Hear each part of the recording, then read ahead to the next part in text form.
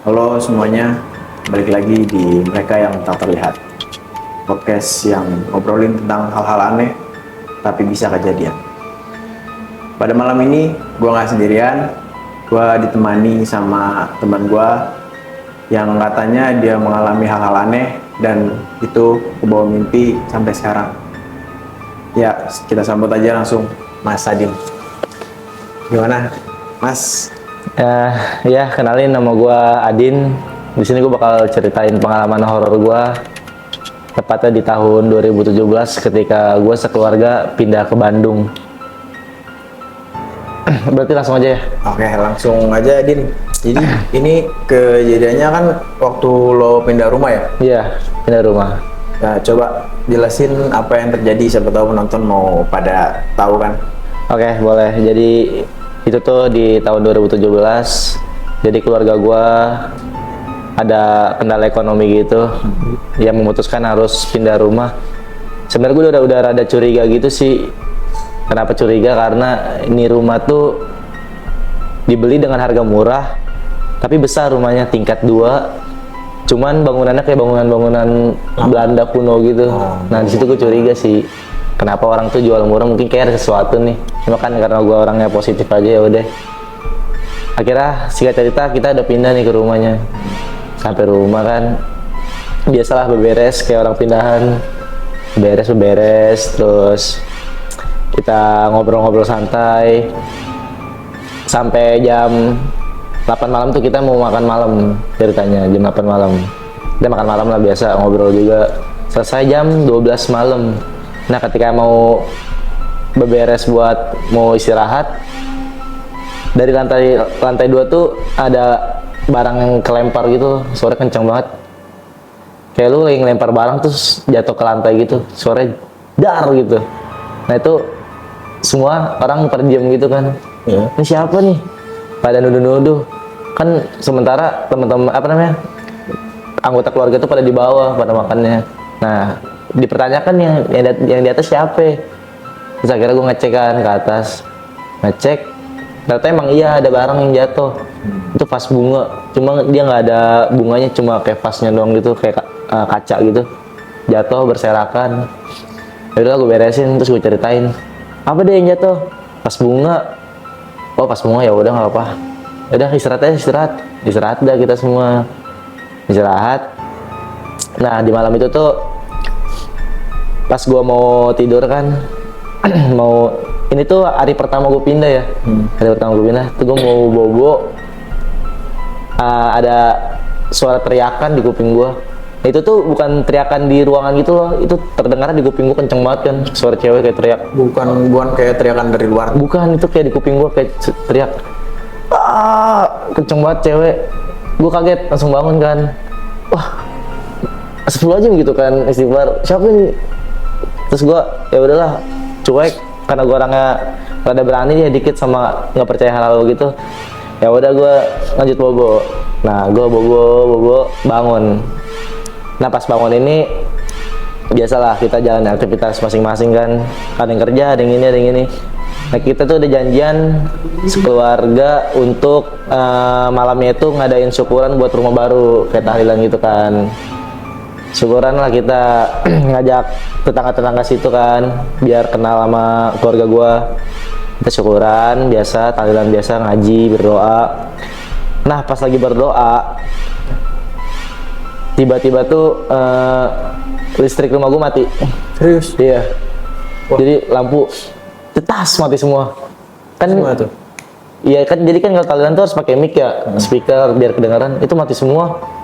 Nah, bapak gua langsung ngambil ini kan, langsung ke tempat saklarnya itu, ngecek. Dan itu tuh nggak kenapa-napa listriknya. Dan posisinya saklar itu lagi nyala gitu ke atas. Kan kalau ke bawah mati, kalau ke atas nyala kan. Nah, itu lagi ke atas, cuma Aneh ya? gua masih mati ya. Ya udahlah, kata bapak gua, ya udah nggak apa-apa, lanjut aja deh, walaupun gelap-gelapan pakai lilin tuh, posisinya nyalain lilin banyak. Lagi berdoa, pas berdoa lampu nyala lagi, ting, nyalain. Ya sih. Ya udah, abis itu kelar tuh tahlilan. Tahlilan pada pulang lah kan, jamaah-jamaah itu. Nah, ternyata pas pulang tuh mereka ini nih yang ikut tahlilan bareng gue di rumah gue, itu mereka pada ngegosipin rumah gue. Jadi ada yang lihat ini loh, ada yang lihat itu, ada yang ngedenger ini, ngedenger itu. Iya, tapi keluarga gue nggak ngerasain apa-apa. Nah itu tuh gue tahu setelah sebulan tahlil di rumah gue. Jadi kan gue belum kenal ya. Nah pas sebulannya udah lumayan deket lah, lumayan deket. Nah pas abis tahlil nih, setelah itu tuh masih banyak gak sih gangguan yang dialami sama keluarga lu? Kalau setelah tahlil tuh paling kayak suara-suara doang gitu. Suara-suara? Nah tapi setelah 6 bulan nih, kan jadi 6 bulan kan gue udah dekat sama tetangga lah, udah kenal. Ada tetangga gue yang gue deket banget gitu, tetangga gue yang deket, dan dia tuh sering ke rumah gue gitu, sering ke rumah gue. Nah singkat cerita, tetangga gue ini dia tuh katanya masuk angin gitu, jam 2 pagi gitu kan, masuk angin. Habis itu minta ditemenin berobat sama bokap gue. Terus ditemenin lah berobat kan, ditemenin berobat. Habis itu ya udah pulang.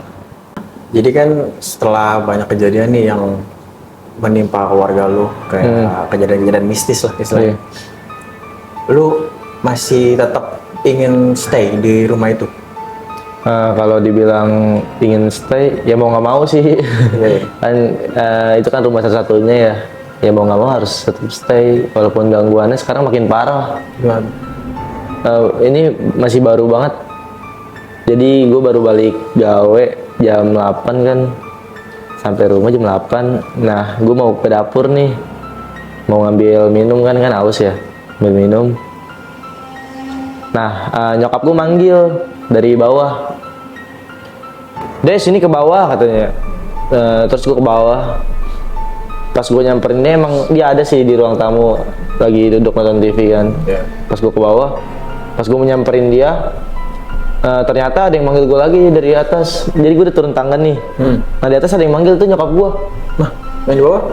"Dek, sini ke atas." Nah di situ gue bingung. Gue langsung nge-freeze dulu kan. Ini nyokap gue yang mana yang bener ya? Yang nonton TV apa yang di atas? Di situ gue bingung. Terus gue diam sekitar semenit lah, gue diem. Nah tapi yang nyokap gue yang di bawah ini, dia nggak nengok ke gue sama sekali. Jadi emang fokus ke depan, tatapan kosong gitu kan. Nah ya udah, gue akhirnya ngambil keputusan gitu kan, kayak bukan yang di TV deh, kayaknya di atas dah. Udah gue ke atas lari. Terus lari ketemu nyokap gue, ternyata beneran nyokap gue yang itu. Terus pas gue cek ke bawah nggak ada dia. Itu parah, gila. Gue sampai ke bawah mimpi beberapa kali tuh. Jadi kayak hantu tuh menyerupai manusia gitu. Gue minum dulu kali ya? Silakan.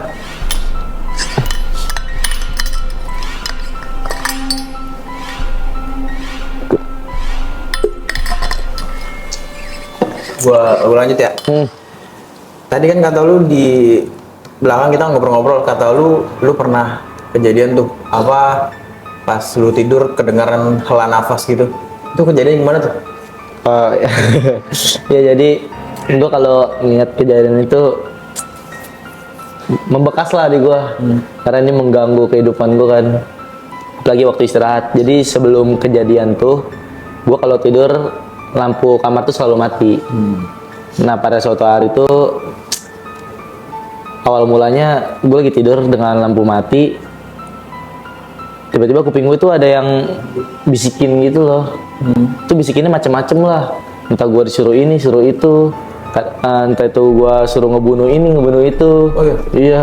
Terus ya gue jadi kayak, ih ini kenapa ya, gue penasaran lah, ini bisa begini tuh kenapa gitu. Nah, terus sampai apa namanya, pas mau bobo tuh suka ada suara nafas gitu kan, kayak itu kan serem ya. Itu kan serem ya. Parah sih. Ya terus ya udahlah, akhirnya karena gue kesel juga, sampai sekarang gue tidur lampu nyala. Jadi gue kalau lampu mati tuh gue jadi kayak dibisikin gitu. Itu kejadian begitu tuh berapa lama berlangsung sama lu tuh? Berlangsungnya sekitar sebulan. Sebulanan? Iya. Susah tidur tuh? Susah tidur lah pasti. Tidur pokoknya susah lah, paling tidur 2 jam 3 jam. udah kerja gitu-gitu mulu udah setiap malam pasti tuh. Sampai kayak rutinitas udah begitu. Ganggu banget ya. Iya. Nah, jadi kan setelah banyak kejadian nih yang menimpa keluarga lu, hal-hal mistis lah ya. Nah, sekarang tuh gimana keadaan rumah lu sama keluarga lu? Kalau sekarang tuh semenjak kita diskusi buat saling meningkatkan iman satu sama lain ya, udah nggak ada. Udah mulai hilang tuh ya. Jadi setiap hari tuh keluarga gua setiap habis aktivitas nih jam 9 ngumpul, kita tadarusan, sholat jamaah. Nah semenjak saat itu ya udah mulai dikit-dikit hilang tuh, benda jatuh, suara cewek, penampakan apapun itu udah nggak ada lagi sekarang. Jadi semenjak memperbaiki iman dan Takwa. takwanya itu udah mulai seiring waktu hilang ya. Hilang. Hal-hal mistis itu. Bilang alhamdulillah. Udah, itu aja kira-kira. Itu aja sih. Nah, jadi begitu teman-teman, cerita dari Adin dengan hal-hal mistis di rumahnya. Jadi buat kalian yang memiliki cerita-cerita horor atau cerita yang menarik, yang aneh-aneh, yang kejadian pada diri kalian, kalian bisa DM ke IG kami atau ke email kami. Nanti siapa tahu kalian bisa menjadi narasumber yang kita undang selanjutnya. Mungkin sekian episode Mereka Tak Terlihat pada hari ini. Sampai jumpa di episode Tak Terlihat lain hari.